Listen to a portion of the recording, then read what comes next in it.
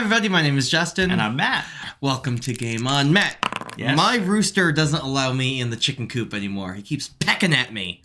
I'm not welcome there. But we have a question from Idelia, one of our viewers. She's a Twitch streamer. Thank you. And she was asking how can we make our newer tabletop friends feel more comfortable and welcome at our games. Okay, well, step one, don't peck at them.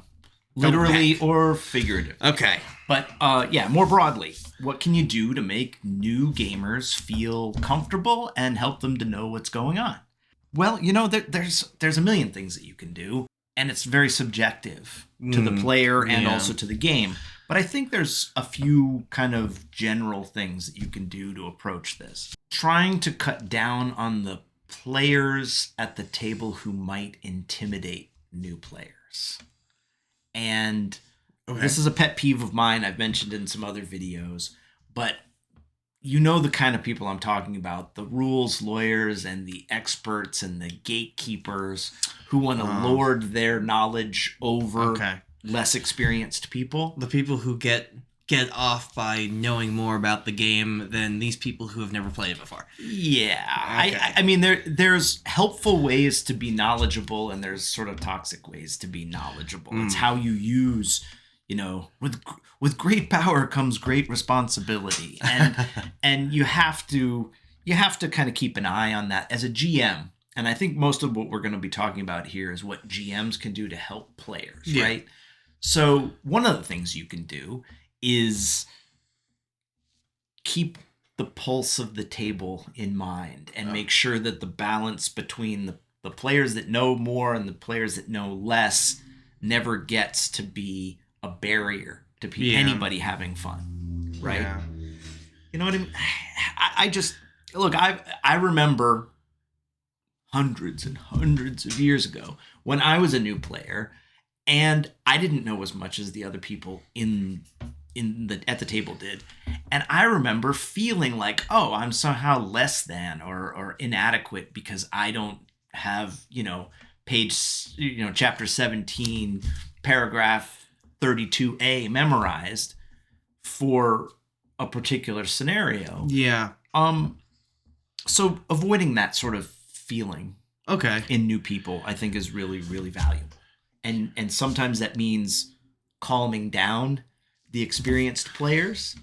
And sometimes that means encouraging those experienced players to be supportive and share their knowledge in beneficial, non-intimidating ways. Yeah. Because you can have somebody be a tutor to a player, and that's great. That actually will bring them in and make the table a tighter knit group.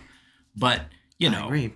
When you have a player go, "You're so stupid. Why didn't you do XYZ instead of ABC?" Yeah. That's not cool. I sadly had that happen at one of my tables. I'm sure if you play long enough, it does. But yeah. Yeah, it was one of my players. I was the DM, and they were playing a character, and one of the players was not happy that this player was making optimized choices because rookie mistake. Yeah. She's brand new and she's just learning to play, a sorcerer, and it's I'm a big proponent of letting a person play what they want to play. Oh, absolutely. And I understand why some people might say, "Oh, don't let a new player play a character with all the bells and whistles." I say, let them learn all the bells and whistles at once. Why not? But the most important thing is you let them play what gets them excited. Exactly. Right? If they're feeling ambitious and they want to play a more complex character type, as long as you give them the knowledge, say, "Hey, look, you've chosen a character type that's a little bit more challenging. If you're up to it, rock on." Yeah. And there's even things you can do to help. There's pre-printed materials that you can come up with, either out of the books or you can make up your own cheat sheets or whatever. Little primers for, and this works for experienced players too, by the way, but particularly with new players. You give them a little quick reference. Yeah, those are really nice to have. So they don't have to either memorize stuff or be flipping through 373 pages of of rule book to find something. Yeah. If you can optimize that to their character, once they've made a character, it's like, okay, you're a sorcerer, so these are going to be the 5 things that you probably are going to use the most often. Yep. Here they are in one sentence or bullet point form. Just look down and you can choose among these things. And, 80% of the time that's going to get the information that they need. Yeah, and I remember I did that for you guys, and you're all experienced players at that Phil Beckwith publishing game that I ran, 2021? You're asking me to remember dates? Well, basically, that could have been 1994 for all I know. Basically, all I'm saying is that I remember absolutely just doing that. But I didn't realize that she was really getting. She stopped playing the game when I was. But here's the thing: we were playing D&D. I was a dungeon master. And there's so much crap I'm dealing with as a DM that I didn't know that was going on. Well, and here's a great way to avoid that. Because, you have to keep your eye on the ball running a game. Yeah. Right? Plot lines and make sure everything runs smoothly as you can. You don't always have the bandwidth to be watching the nuances of the table. So I'm a big proponent of trusting your players and finding the players you can trust, even to the extent of maybe deputizing one of those experienced players that you know is a good person, you know that they're going to be fair-minded and trying to help people have a good time. Have them be the one who watch the vibe of the table. Yeah. How things are going, making sure that no one player or group of players is sort of getting the upper hand against somebody else or making them feel bad. And have that person give you the knowledge that you might not have your antenna up to be able to detect all the time. I'm going to actually tell you a problem that I have as a player. I'm playing in the game of Savage Worlds right now. Okay. And the game master is Wendell, whom of which you know. Yep. And a lot of the players there are, I guess, relatively new gamers. Okay. And I'm a little bit more seasoned. Mm-hmm. And I'm as a player who's a little bit more seasoned, I have to tame myself from wanting to jump on to do things and letting other people come up with ideas. Yep. So if you have new players, at your table and you're not a game master, but you're just a fellow player who's been playing a while, maybe allow other people to make choices, help them feel like they're adding to the game. No, that's a great point.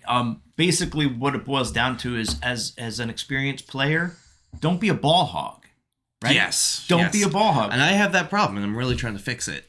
Well, but you're aware of it, and that's sort of the biggest thing. Most of the stuff that goes wrong that ends up making new players feel unwelcome or intimidated is not a product of deliberate,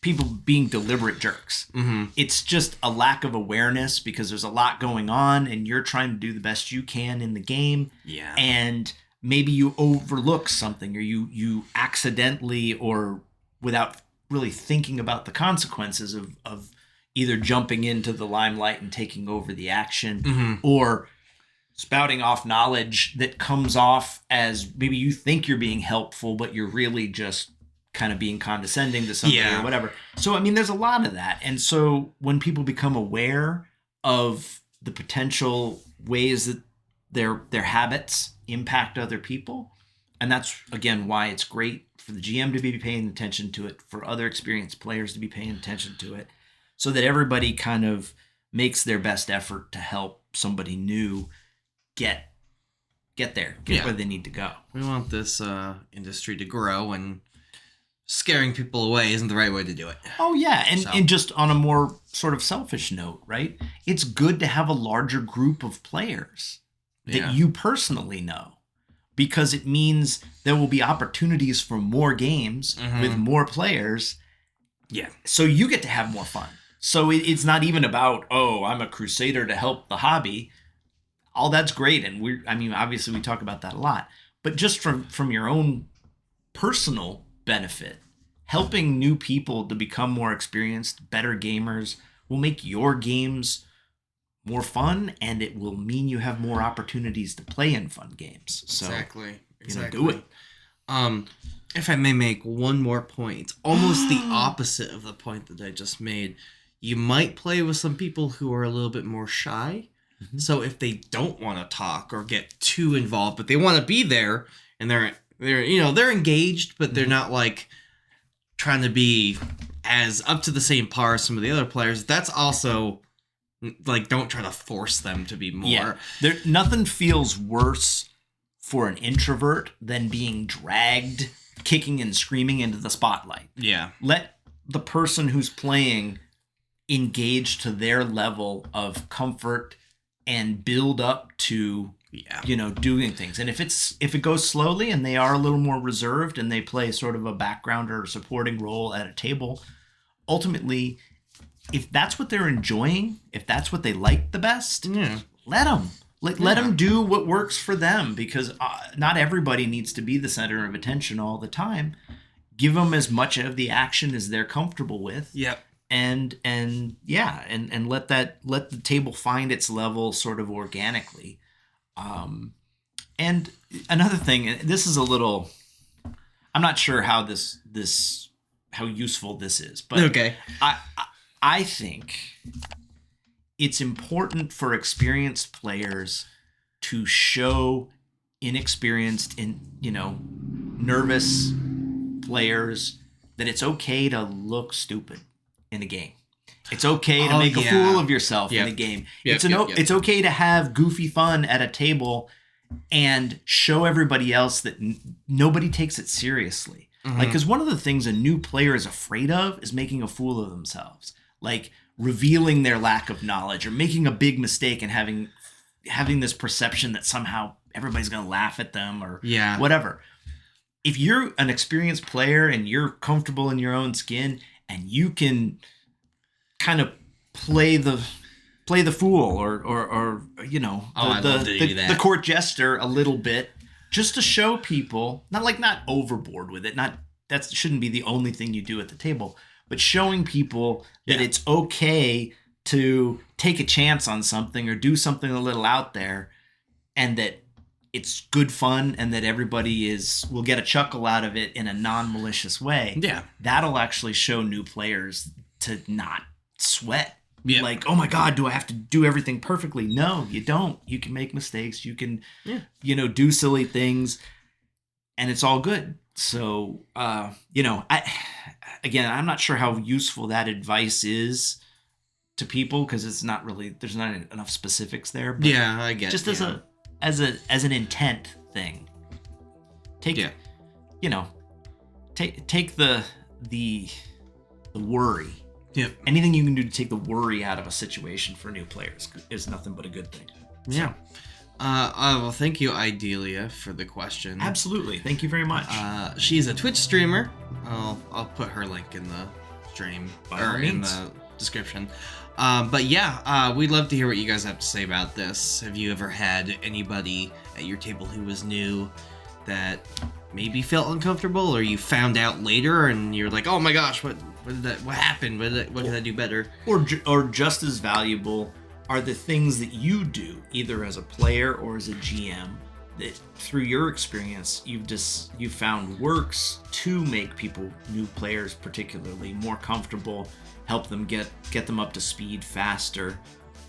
Because look, I mean, any benefit of anybody's experience that will then benefit other new players is worth sharing. So, put it in the comments below and let us know what works for you guys. Don't forget to like, comment, and subscribe. Always. And as always, game on.